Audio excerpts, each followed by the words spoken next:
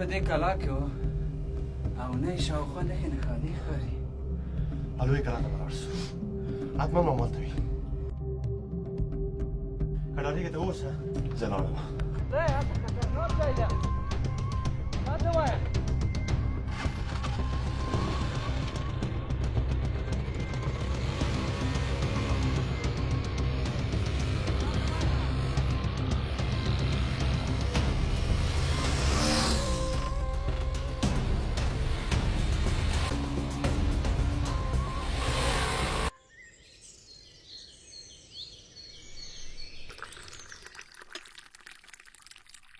د جبار خان سره اوږه وهل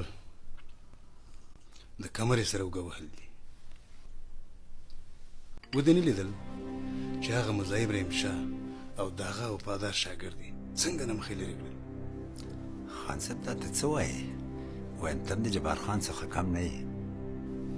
نو بیا ماته غوږ شه چې څه درته وایم. سمه ده.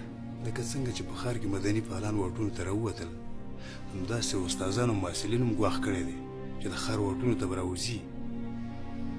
خو دا قومندان سالم داسې کم کار ترسره نه کړي چې زموږ ټوله دا راجوړه لوبه راخرابه کړي. ګوره توربازه، ستا دنده به دی چې قومندانۍ ته تللې لارې به ټولې د خپل څار لاندې ونیسي. هر څه چې په خپلو سترګو ویني ما ته به په وخت و زمان احوال راکړي. خان صاحب هلته خو زموږ کسان شته، هغوی دا کار کوي، ته بېغمه اوسېږه. او هلته خو زموږ کسان شته، هغوی دا کار کوي. زه چې څه درته وایم هغه ترسره کړه. سمه ده صاحب.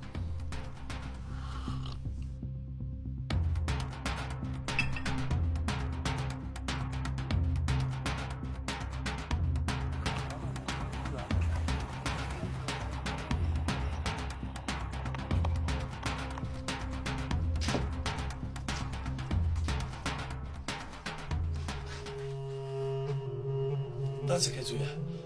لاسونه مې راکوږ کړې، ما چیرې وې؟ تاسو کورنۍ زموږ د قومندان صاحب شرط پوره نه کړو، نو اوس به دې په اړه باندې عملي پرېکړه کېږي.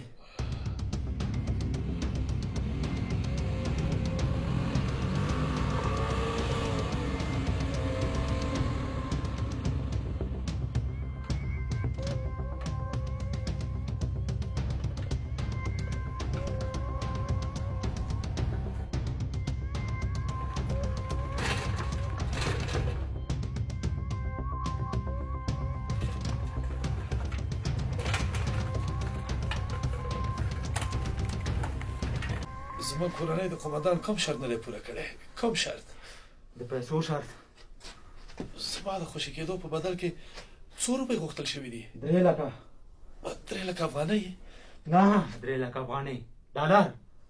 دا څه وایې؟ زما کره خو له 3 لکه افغانۍ هم نشته دی، ته ډالر یادې.